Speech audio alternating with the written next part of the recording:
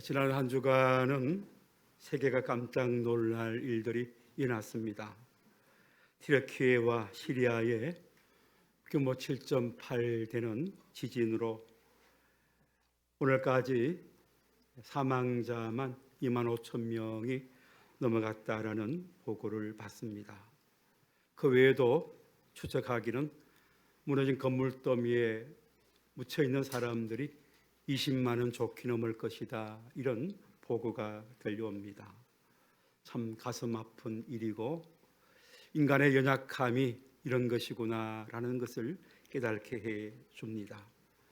각 나라가 구조대와 후원금들을 전달하고 있지만 피해 현장 사람들은 여전히 힘든 시간들을 보내고 있는 것을 보게 됩니다.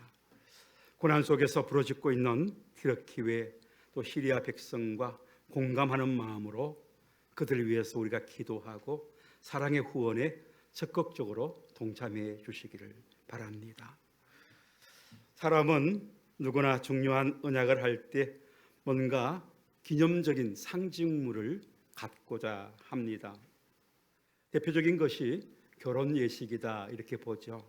결혼할 때 결혼 반지를 통해서 우리 서로 사랑하는 것을 이렇게 나타내는 것을 보게 됩니다. 성경에도 보면 중요한 언약들 중에 사람과 사람의 언약, 하나님과 사람의 언약, 이런 그 언약 가운데 기념비를 세우는 일들이 있고, 또 하나님이 믿음으로 행한 사람들에게 역사해 주신 것에 대한 기념으로 기념비를 세우는 것들이 성경에는 종종 나오고 있습니다. 한 예를 들어서 야곱이 외삼촌 라반 집에 가서 20년 동안 노예살이 하면서 많은 물질을 모아서 고향으로 돌아가는 길에 외삼촌 라반이 그것을 막으려고 하는 그런 모습들이 나타나서 뒤따라왔어요. 그럴 때 하나님이 라반을 간섭하셔서 야곱을 가만히 두라, 그렇게 얘기합니다. 그러면 너 죽어, 이런 명령의 언어를 하나님께서 라반에게 주셨어요. 그래서 라반이 야곱을 만나서 서로 화해하면서 헤어지는 겁니다. 헤어지는데 야곱이 그렇게 얘기합니다.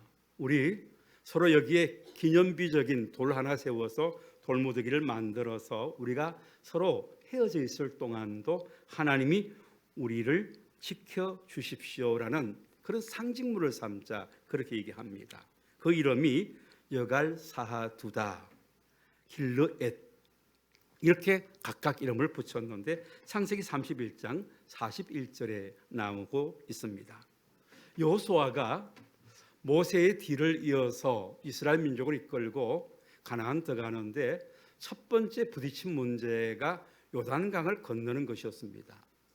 요단강을 건너려고 할 때에 그 수위가 상당히 높아서 그냥 건너가면 다 빠져 죽을 만큼 그렇게 물이 많았습니다. 그런데 하나님이 그에게 건너가라 하십니다. 그래서 여호수아가 하나님의 언약궤를 맨 제사장들에게 건너갈 것을 먼저 명하는데 제사장들이 요단물이 강하게 흘러가는데 발을 내딛습니다. 이게 믿음이죠. 발을 내딛었을 때에 요단물이 위로 이렇게 올라가서 물이 끊겨지고 이스라엘 모든 백성이 그 길을 마른 땅처럼 건너가게 되었습니다. 얼마나 놀랐겠어요? 그래서 다 건너고 난 다음에 여호수아가 백성들에게 각 지파별로 요단강에 들어가서 돌 큰 거 하나씩 메어 나오라. 그래서 메어 나왔어요. 그 12돌을 세웠습니다. 지파별로 하나씩. 그 세우면서 여호수아가 이렇게 얘기합니다. 훗날에 우리의 후손들이 이 돌이 무슨 의미가 있습니까? 라는 것을 물으면 그 옛날 우리가 요단을 건널 때 하나님이 요단물을 끊게 해주셔서 우리가 마른 땅처럼 건너가게 해주셨던 하나님이 그 기적을 상징하기 위해서 우리가 세웠다, 이렇게 교육하도록 했던 것을 보게 됩니다. 사무엘 시대의 블레셋과 이스라엘이 전쟁이 일어났는데 외적으로 이렇게 견주어 보면 블레셋이 훨씬 강했어요. 이스라엘은 전혀 준비가 되어 있지 않는 이런 상태에서 전쟁을 맞이하는데 이스라엘은 하나님께 모여서 기도하고요. 전쟁을 시작하는데 하나님이 블레셋 지역에 우레를 발동하게 해서 그들을 혼잡게 해서 병사들이 막 우왕좌왕합니다. 그럴 때에 이스라엘 민족이 쳐들어가 가지고 그들에게 큰 승리를 얻었어요. 외적으로 볼 때는 정말 질 수밖에 없는 그런 상황인데 하나님이 함께해 주셔서 큰 승리를 얻었습니다. 그래서 사무엘이 미스바와 센 사이에 돌 큰 것을 하나 취해서 에벤에셀 여기까지 하나님이 도우셨다라는 기념비를 세웠던 것을 보게 됩니다. 이와 같이 믿음으로 사는 것은 믿음으로 실천하고 나갔을 때에 하나님이 승리케 해 주셨을 때에 이와 같은 기념비를 하나씩 세워가는 거예요. 여러분의 삶 속에서도 하나님을 의지하는 믿음으로 나가서 승리하는 기념비들이 세워질 수 있는 그런 축복이 있으시기를 바랍니다. 창세기 17장은 하나님이 이스라엘 민족과 언약을 맺는 한 조건으로서 이스라엘의 모든 남자들, 특히 여기서 아브라함과 그의 후손과 그 고난 속에 있는 모든 남자들에게 할례를 행하여서 하나님이 그들의 하나님이 되고 또 할례를 받은 모든 사람들은 하나님의 백성이 되는 이런 언약을 체결하는 내용이 오늘의 본문의 말씀입니다. 할례의 범위는 아브라함을 비롯하여서 그의 아들과 그에게 속한 모든 사람인데 자자손손 이와 같이 행할 것을 명령합니다.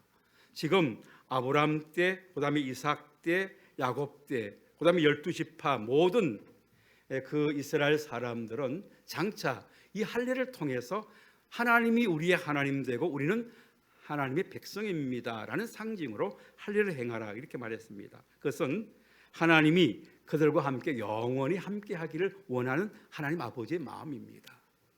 그래서 자자손손 이 언약을 지킨다는 것은 하나님이 자자손손 그들의 하나님이 되고 그들을 보호해 주실 것을 약속한다라는 것입니다. 그러면서 난지 8일 만에 이 할례를 행하도록 이렇게 행했습니다. 왜 하필이면 8일일까? 태어난 지 왜 8일일까? 의학적으로 보면 아이가 태어나서 8일째 되는 날이 이렇게 몸에 칼 같은 걸 대었을 때 그 고통이 가장 적은 시간이라고 합니다. 그리고 표피를 잘랐을 때 피가 이렇게 막 흐르지 않습니까? 그 혈액의 응고치수가 가장 높을 때가 8일째라고 합니다. 하나님은 지혜의 하나님이십니다. 그래서 태어나는 아이들에게 그래도 고통을 적게 해서 할례를 행하도록 그렇게 행하셨다라는 겁니다. 문제는 이 8일 된 아이들에게는 이와 같이 고통도 좀 줄고 또 피가 흐를 때 그것이 빨리 응고되고 이렇게 해서 빨리 수습이 되는데 지금 이 명령을 받고 있는 아브라함의 나이는 이미 99세예요. 아브라함의 아들인 이스마엘은 13세예요. 그리고 아브라함에는 318명의 사병들이 있어요. 그리고 일하는 노비들이 많이 있었습니다. 이 모든 사람들이 다 이 할례를 행해야 되는 거죠. 그러니까 아픈 가운데서 이 할례를 행해야 된다라는 겁니다. 이 명령을 들었을 때에 아브라함은 그래도 하나님과 언약 관계에 있는 이런 사람이니까 그것을 받아들일 수 있는데 그 모든 다른 남자들도 다 이것을 받아들일 수 있을까? 물론 아브라함 명령 안에 사는 사람이니까 받아들일 수 있겠다 생각하지만 실제적으로 그 상황 아브라함이 99세 때에 받은 이 상황으로서 이 할례의 법을 시행한다는 것은 그렇게 쉽지가 않습니다. 지금처럼 의술이 발달되지 않은 그런 시대인데 이렇게 그 마취를 시켜서 하는 그런 수술이 아니거든요. 그냥 마취 안 시키고 생살의 표피를 끊어내야 됩니다. 지금처럼 날카로운 이렇게 칼이라든지 가위 이런 것이 있을 때가 아닙니다. 그리고 치료하고 난 다음에 그것을 소독하고 붕대로 감고 하는 이런 것들이 전혀 없습니다. 그리고 항생제를 통해서 이것이 곪지 않도록 하는 이런 약을 투여할 수도 없습니다. 아브라함 99세 때의 그 의술로 본다면 이 할례라는 것은 엄청난 고통이고 잘못하면 생명의 위협까지 올 수 있는 이런 것이 할례였습니다. 그 당시에는 유일하게 사용하는 것이 돌 날카로운 것을 가지고 돌을 쪼개서 날카로운 거 가지고 그것으로 돌칼로 해야 되는 겁니다. 그리고 거기에 독한 술 이렇게 붓는 것, 그것이 끝입니다. 그게 상당히 위험이 있는 그런 조건이지 않습니까? 자, 그러면 이런 것을 아브라함이 하나님께로 명령받았을 때에 순종했을까 안 했을까? 오늘 23절 이하의 말씀에 보면 아브라함이 하나님 말씀을 어떻게 순종했는가라는 것을 말씀해 주고 있습니다. 아브라함은 즉시 99세 된 본인과 13세 된 이스마엘과 그 고난 안에 있는 모든 남자들에게 이 할례를 행하게 했다라고 말씀해 주고 있습니다. 비록 아브라함은 힘들고 고통스러운 일이지만 즉시 하나님께 순종하는 모습을 보여줍니다. 충성이 뭡니까? 주의 말씀에 기쁨으로 즉시 순종하는 거예요. 아브라함은 하나님 말씀할 때 그것이 큰 고통이고 힘든 그런 부분이었지만 하나님 그렇게 말씀하시기 때문에 그 말씀을 그대로 순종했어요. 결국 그렇게 해서 아브라함은 그 한 사람뿐 아니라 아브라함의 영향력에 있는 모든 사람들은 하나님과 언약 관계에 있는 믿음의 공동체이다라는 것을 우리에게 말씀해 주고 있는 겁니다. 저는 이 말씀을 이렇게 묵상하면서 하나님께서 왜 이와 같이 힘든 일을 시켰을까라는 것을 생각해 보았습니다. 그 답은 13절에 보면 하나님께서 내가 저들의 살에 하나님의 언약이 있게 하여 영원한 언약이 되게 하기 위함이다. 하나님이 하나님 되고 아브라함과 그의 모든 고난에 있는 사람들이 하나님의 백성 되는 것을 하나님께서는 이것이 영원히 지켜지기를 바라는 그런 입장에서 그들의 살에 그냥 다른 방법으로도 할 수 있잖아요. 이렇게 뭐 글을 쓰든지 뭐 다른 걸 할 수 있는데 남자의 그 표피를 그렇게 끌어내는 그 고통을 통해서 그렇게 영원한 언약으로 지키도록 하기 위해서 이와 같이 행하셨다라고 이야기해 주고 있습니다. 이유는 한 가지죠. 고통이 심한 것이 오랫도록 기억에 남거든요. 그렇잖아요. 남자들이 모여서 이야기를 하다 보면 마지막 가는 이야기는 군대 이야기로 끝이 납니다. 왜 그럴까요? 군대에서 고생했는 것이 이 뇌 속에 꽉 박혀있기 때문에 그래요. 여성들이 모여서 얘기하면 아이 낳은 이야기, 육아 이야기합니다. 그때가 가장 힘든 시기거든요. 그래서 이 뇌 속에 인간의 그 고통스러운 시간이 굉장히 오랫도록 이렇게 자각하고 있다는 것을 말씀해 주는 거죠. 그러니까 이 할례의 이 고통, 오늘날 그냥 뭐 포경수술 하는데 그냥 레이저로 쫙 이렇게 하고 이런 시절이 아니거든요. 그냥 돌칼로 끌어내고 피가 튀고 하는 이런 할례란 말입니다. 그러니까 그것이 얼마나 충격적이고 또 머릿속에 고통으로 이렇게 남겠습니까?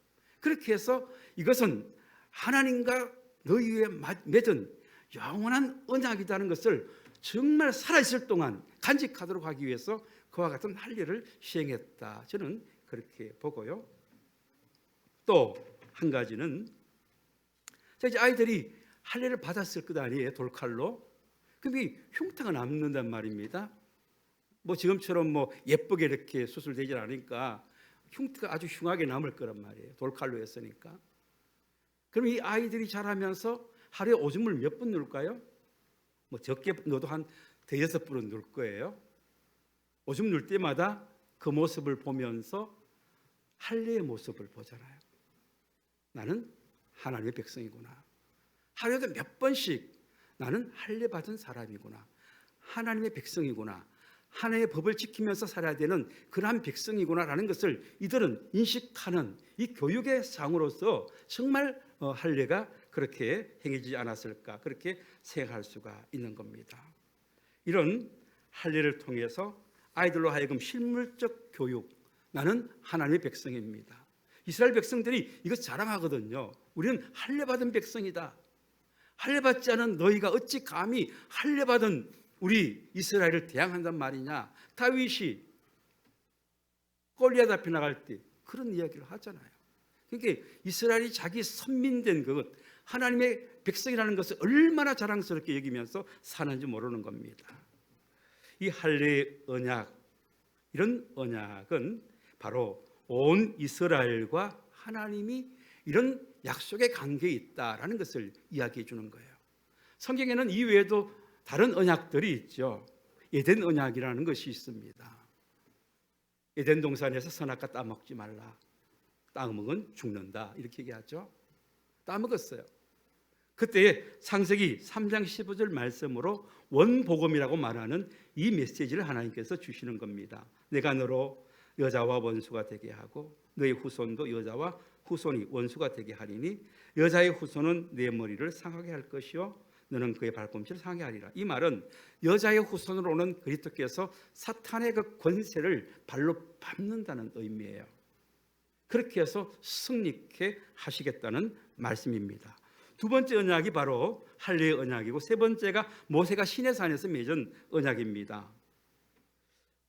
세계가 다 내게 속하였나니 너희가 내 말을 잘 듣고 내 언약을 지키면 너희 열국 중에서 내 소유가 되겠고 너희가 내게 대하여 제사장 나라가 되며 거룩한 백성이 되리라. 너는 이 말을 이스라엘 자손에게 고할지니라. 이게 시내산 언약이거든요. 아브라함 때도 모세 때도 나는 너의 하나님이 되고 너는 내 백성이 된다라는 것이 언약의 중심인 것을 보게 됩니다. 네 번째 다윗의 언약은 다윗 가문과의 언약입니다. 이것은 다윗의 후손으로 계속해서 왕권이 이어질 수 있도록 하겠다라는 하나님의 특별한 다윗 가문과의 약속인데 다윗의 후손으로 오실 예수 그리스도를 통하여서 그것이 성취되는 것을 보게 되는 겁니다. 이와 같이 여러 가지 언약들 중에서 특히 사람의 몸에 언약의 징표로 삼는 것은 할례밖에 없는 것을 보게 됩니다. 자, 그러면 이 할례가 요즘 유대 전통 사회에서 계속 이어지고 있는가? 예, 계속 이어지고 있습니다. 이들은 난지 8일 되면은 그날이 안식일이든 대속죄일이든 상관하지 않고 이 할례를 그날 행합니다. 꼭 8일째 되는 날 그들은 할례 예식을 행하고요. 할례 예식에 유대 공동체 성인 10명 이상일 경우가 그것이 진행되도록 그렇게 되어 있고요. 또 할례하기 하루 전날 밤에 할례 받는 자의 아버지는 계속해서 하나님의 말씀을 읽어줌으로 인해서 그 아이로 하여금 사단이 틈타지 못하도록 그렇게 밤새도록 말씀을 읽어주고 성인이 10명 돼야 되니까 할례 받는 그 가정에서 친인척들을 다 초청합니다. 우리 돌잔치 할 때 친인척 초청하잖아요. 그것처럼 그렇게 초청해서 파티를 합니다. 그 파티를 살롬 차코르라고 합니다. 함께 할례식에 참여해서 같이 잔치를 벌이는 것, 자콤 샤코르. 이 예식을 통해서 그들이 할례를 진행하고 있고요. 옛날에는 주로 아버지가 할례를 시행했어요. 그러면서 이제 시간이 좀 지나면서 이게 좀 기술적인 이런 면에 있어서 처음 해보니까 힘들잖아요. 그래서 모헬이라는 할례 전문사가 있습니다. 그래서 시간이 흐르면서 이 모헬이를 초청해서 그 사람으로 하여금 할례를 행하도록 그렇게 합니다. 이 거룩한 예전이기 때문에 의식을 갖추어서 할례를 행했던 것을 보게 됩니다. 모헬이 할례를 시작할 때에 그 할례를 하는 방에 엘리야의 의자라고 해서 빈 의자를 이렇게 하나 놓아요.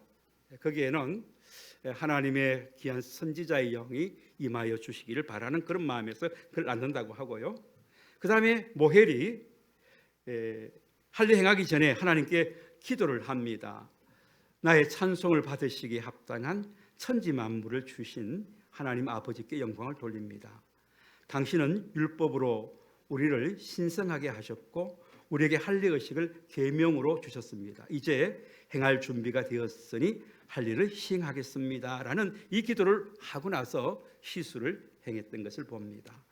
이렇게 할례를 마치고 나면 모헬은 포도주 한 잔을 따르고 축사하고 하나님께 감사의 기도를 드리고 하객들에게 공적으로 할례가 끝났다는 것을 알리게 되면 하객들은 이 아이를 위해서 이렇게 기도합니다. 이제 이 아이가 하나님과 언약으로 인도된 것처럼 그 아이를 하나님께서 율법의 공부와 결혼과 좋은 행실의 사람이 되게 인도하여 주기를 기도합니다 라는 그 모인 하객들이 이렇게 기도를 올립니다. 할례를 마치면 아이의 어머니에게 돌려주고 축하 잔치가 간단하게 이루어지는데 꼭 필요한 음식은 생선과 단 과자가 있어야 되는데 생선은 많은 자식을 앞으로 출산할 것을 얘기하고 단 과자는 이 아이가 자라가면서 평탄한 삶을 살아갈 것을 기원하는 마음에서 이와 같이 생선과 단 과자를 통해서 할례식을 행했다고 합니다. 자, 이 할례의 의미가 오늘날 어떤 의미가 있을까? 할례는 이스라엘 백성 모든 남자의 표피를 자르는 예식이지만 할례 속에서는 하나님이 너의 하나님이 되고 너는 내 백성이 되는 언약식이라는 거예요. 이게 가장 중요한 겁니다. 그래서 하나님의 백성의 표시의 증명서가 외적으로는 할례 받은 표입니다. 내적으로는 우리가 그것을 고백하는 거 받아들이는 것입니다. 그래서 할례는 옛 사람이 죽고 하나님의 언약 백성이 되는 예식이며 증거입니다. 하나님의 백성이 되었다는 확실한 표식으로서의 할례다라는 것을 말씀해 주고 있습니다. 자, 이런 할례가 이제 초대교회를 이렇게 지나오면서 조금 문제가 되는 것을 봐요. 이스라엘 민족들은 전통적으로 이렇게 이런 예식들을 쭉 갖춰왔으니까 큰 문제가 없는데 바울 바나바 이런 사람들이 이제 선교행을 다니면서 이방 선교를 하잖아요. 이방에 가서 이제 복음을 전하는데 그들이 예수 그리스도를 구주로 영접했어요. 그런데 이들에게도 유대 전통을 다 가르치고 할례를 받게 해야 되냐 하는 이런 문제가 거론되었어요. 바울 입장에서는 그것을 거부합니다. 예수 그리스도를 영접하고 세례 받으면 그들이 하나님 백성 된다는 생각인데 또 안디옥 교회 와서 보니까 유대 전통주의자들, 율법주의자들 이런 사람들은 할례 받지 않으면 구원받을 수 없다. 이런 것을 주장하게 되는 거죠. 그래서 이 문제를 가지고 예루살렘 교회에서 초대 예루살렘 교회 총회가 열리게 됩니다. 사도들을 중심해서 장로들이 처음으로 교회 사상 처음으로 이 문제를 어떻게 결정해야 될까라는 회의를 하게 됩니다. 그래서 그 회의를 해서 온 이방 교회들에게 전거하도록 그렇게 합니다. 교회 회의가 곧 하나님의 법이다. 이런 의미가 거기에 담겨져 있습니다. 그래서 어떻게 결정하는가 하면 사도행전 15장 20절에 우상의 더러운 것과 음행과 목매어 죽인 것과 피 흘리는 것, 피를 먹지 않는 것을 금하고 다른 것은 이방인들은 다 허용한다라고 이렇게 결정했습니다.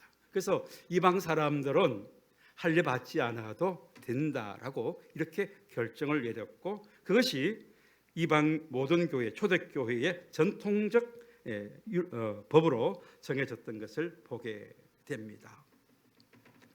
자, 그러면 할례의 신약적 이해는 어떤 생각을 가지고 있어야 되는가라는 겁니다. 자, 우리가 유대인들이 우리는 할례 받았다는 것 자체를 굉장히 강조했어요. 외적인 그런 모습을 굉장히 강조했는데 신학적 의미로서는 그 할례 받은 그 모습보다는 정말 하나님과 우리가 하나의 언약 관계에 있다라는 그것을 더 소중하게 여겨야 된다라는 것을 강조하고, 그래서 그 다음부터 어떤 것이 강조되는가 하면 할례 받은 그 외형적 모습보다 우리 마음으로 성결하고 마음으로 하나님의 백성으로서 살아가는 그 삶이 더 중요하다. 이것을 바울이 얘기하고, 또 구약에서는 예레미야가 그와 같이 예레미야 4장 4절, 로마서 4장 9절에서 12절에서 말씀하고 있는 것을 보게 됩니다. 자, 이렇게 해서 신약 시대에 이런 할례가 계속 이어졌는가? 그렇지 않습니다. 골로새서 2장 18절에서 5절에서 8절에서 15절 이하에 보면 할례를 대신해서 세례를 얘기하는 겁니다. 이제 신약 시대는 세례를 받아야 된다, 새로운 언약이다, 이렇게 표현하죠. 그래서 할례보다 새 언약의 징표인 세례와 성찬, 이것을 더 소중하게 여깁니다. 그래서 우리 개신교에서는 거룩한 예전이라고 말하면 세례와 성찬, 이 두 가지만 인정하는 겁니다. 그만큼 이 세례가 중요하다라는 거죠. 하나님의 자녀가 된다라는 것이 할례를 통해서 이렇게 이루어진다면 신약의 하나님 말씀은 이렇습니다. 요한복음 1장 12절 말씀에 보면 영접하는 자 곧 그 이름을 믿는 자들에게는 하나님의 자녀가 되는 권세를 주셨다, 이렇게 얘기했어요. 자, 할례를 받으면 하나님의 백성 된다, 이렇게 했던 것들이 이제는 예수 그리스도를 내 마음의 구주로 영접한 사람들, 그 사람들이 바로 하나님의 백성 된다라는 것을 이야기해 주고 있는 거죠. 그래서 외적인 할례보다 바로 하나님을 섬기면서 예수 그리스도를 내 구주로 마음에 모시고 영접한 그 사람들이 하나님의 백성입니다라는 것을 더 강조하게 되었다라는 겁니다. 그러면서 신약 시대에는 세례가 소중한 것으로 등장하게 됩니다. 그래서 세례의 소중성을 굉장히 강조하죠. 세례, 밥티조라는 단어를 사용하는데 물에 잠그다, 또 물을 뿌리다, 이런 의미가 있습니다. 지금도 물에 잠그는 침례가 있고 또 물을 뿌려서 세례를 주는 세례가 있습니다. 두 가지 다 그 의미로서는 가능한 그런 세례입니다. 저는 개인적으로 이 예수 믿는 사람들이 세례 받을 때 그래도 이 환경만 주어진다면 물에 한번 들어갔다 나오면 좋겠어요. 푹 한번 빠졌어요. 물에 한번 푹 빠져서 옛 사람이 죽고 예수 그리스도와 함께 새롭게 태어나는 그런 의식, 마치 할례를 받을 때 고통을 통해서 내가 하나님 백성이다라는 것을 끝까지 인정하는 것처럼 내가 물에 한번 푹 빠지면 그런 물 조금 끼얹는 것보다 훨씬 이 이미지가 강하지 않겠어요? 누가 세례조 하나 만들어 보세요. 우리도 세례 한번, 물 침례 한번 하게. 자, 이렇게 이제 초대 교회가 세례를 이렇게 강조하면서 세례 교육에 대해서 상당히 중요시 여기고 있고요. 그리고 세례의 소중함이 우리 교회에서는 굉장히 중요합니다. 그래서 제가 세인자 면담할 때 꼭 물어보는 것이 세례 받았습니까? 이거 물어봐요. 세례 받았습니까? 세례 받은 사람을 그리스도인이라 그렇게 얘기해요. 세례 받은 사람이 교회의 모든 봉사를 할 수 있어요. 그 세례 받지 않은 사람은 뭐 찬양대에게 설 수 없죠. 교사들 할 수가 없습니다. 네 믿음의 고백이 없는데 어떻게 주님의 일을 할 수 있겠습니까? 그래서 우리 교단에서도 세례를 상당히 소중히 여깁니다. 그래서 세례 받는 사람들은 교단이 배부하는 세례 교육서를 가지고 교육을 시키도록 합니다. 우리도 부목사님들이 이 세례 교육을 전담해서 교육시킵니다. 이게 1차적인 거죠. 그러니까 예배에 잘 출석하는 사람들 가운데 세례 받지 않은 사람이 나 세례 받기 원합니다 하면 이 교육을 받는 거예요. 그리고 이제 세례 교육을 다 받고 나면 당회장실에 들어와서 당회장의 면담을 합니다. 문답을 합니다. 이 사람들이 교육을 잘 받았는가, 세례가 뭔지는 아는지, 예수가 누군지는 아는지, 이것을 점검하는 것이 문답이에요. 그래서 이제 하나하나씩 다 문답하고 문답이 통과되면 세례식장에 들어와서 앉습니다. 자, 할례는 남자 10명 성인 그것이 허락하는 데서 할례가 그것이 인정되거든요. 우리 교회는 공적 예배 안에서 주로 세례를 행합니다. 그래서 우리도 주로 1부 예배나 2부 예배 때 세례식을 행합니다. 이것은 하나님과 모든 공회 앞에서 우리 성도들 앞에서 내가 예수 믿는 사람인 것을 고백하는 시간이기 때문에 예배 공적 예배에서 세례를 행하게 되는 겁니다. 그러면 예배가 중간쯤 이렇게 흘러가서 설교를 마치고 나서 세례식을 행하면 목사가 세례자들을 불러 세웁니다. 그리고 우리 교단의 예식서에 나와 있는 표준 예식서 여기에 나와 있는 세례자로서 마땅히 서약해야 될 4개의 문구를 서약하느냐 묻습니다. 거기에 예라고 대답할 때의 세례가 실행될 수 있습니다. 첫 번째 문항은 이렇습니다. 하나님 앞에서 죄인인 줄 알며 그 진노를 면치 못할 줄 알고 그의 크신 자비하심에서 구원을 얻는 것 외에 소망이 없는 줄 믿습니까? 여기에 대해서 예라고 대답하는 사람. 두 번째 문항에서 그리스도께서 하나님의 아들 되심과 죄인의 구주가 되신 줄을 믿으며 복음에 말한 바와 같이 구원하실 이는 오직 예수뿐인 줄 알고 그를 믿으며 그에게만 의지하기로 서약합니까? 이 서약에 예라고 대답해야 되고요.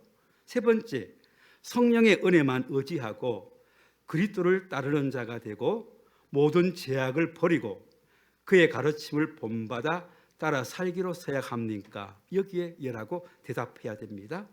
네 번째, 교회의 관할과 치리에 복종하고 교회의 덕을 세우는 일에 힘쓰며 교인으로서의 의무와 권리를 바르게 행사하기로 서약합니까? 이 네 문항에 모두 예라고 대답할 때에 담임 목사가 그 사람에게 성부와 성자와 성령의 이름으로 물로 세례를 베풀게 되는 겁니다. 그렇게 세례를 베풀고 나면 그 다음에 그 이름을 호명하여서 이 사람들이 동석교회 세례교인 된 것을 선포합니다. 담임 목사가 선포함과 함께 그 사람들은 세례교인이 됩니다. 자, 이렇게 세례를 받으면 우리 성도들이 와서 꽃다발을 전달해주고 축하하고 그렇게 하죠. 이게 가장 기본적인 거예요. 우리 성도들이 성도로서의 지킬 가장 기본적인 법칙이에요. 이 법칙을 지키지 않는다면 나는 세례교인 서약을 파기합니다 라는 것과 같은 행위입니다. 교회에 이와 같이 선포된 세례교인들은 교회의 의무와 권리가 있습니다. 이 세례 문답서 안에 보면 세례받은 교인으로서 마땅히 행해야 될 의무가 담겨져 있습니다. 간단하게 하면 주일을 꼭 성수해야 됩니다. 모든 시간들 중에서 하나님께 예배하는 것을 가장 우선순위에 두고 주일 예배를 꼭 지키겠습니다. 이게 첫 번째고요. 두 번째는 내 생활의 수입 가운데 11조를 하나님께 드리겠습니다. 세 번째가 나는 기쁨으로 몸된 교회를 섬기고 봉사하겠습니다. 이런 내용들이 이 안에 세례교육자가 세례받은 사람들이 마땅히 해야 될 일을 이야기해주고 있는 겁니다. 자, 이렇게 임무를 다하는 사람들에게 교회는 어떤 권리를 주는가 하면 거룩한 성찬에 참여할 수 있는 권한을 주고요. 또 교회 공동의회 회원권을 주고 세례받은 지 만 18세 이상이 되면 장로, 권사, 안수집사 투표할 수 있는 투표권이 허락되는 그런 권한을 줍니다. 이스라엘 백성들이 자기 몸에 할례를 행하는 행위와 흔적을 자랑하기보다 중요시해야 될 것은 나는 하나님과 언약 백성이다라는 것입니다. 그러면 하나님을 경외하고 말씀에 순종하고 살아가는 삶, 그것이 가장 중요하고요. 내가 예수 그리스도를 구주로 영접한 사람이라면 내가 하나님 앞에 서약한 그 서약을 지켜 그리스도인으로 몸된 교회를 위해서 충성되게 살아가는 삶, 이것이 세례 교인으로서 마땅히 지켜가야 될 삶입니다. 마땅히 감당해야 될 의무와 책임을 감사함으로 감당할 때에 하나님의 백성으로서 온전한 성도라 그렇게 말할 수 있습니다. 동석교회 모든 성도들은 세례받은 자라면 세례에 합당한 삶으로 살아갈 수 있기를 바랍니다. 기도하겠습니다. 전능하신 하나님 아버지, 하나님께서 우리 한 사람 한 사람을 너는 내 것이다, 나는 내 하나님이다, 할례와 세례를 통해서 엄청난 축복을 주셨습니다. 이 축복에 우리가 합당한 삶을 살아가는 자들 되게 하여 주옵소서. 예수님 이름으로 기도드립니다. 아멘. 자리에서 일어나셔서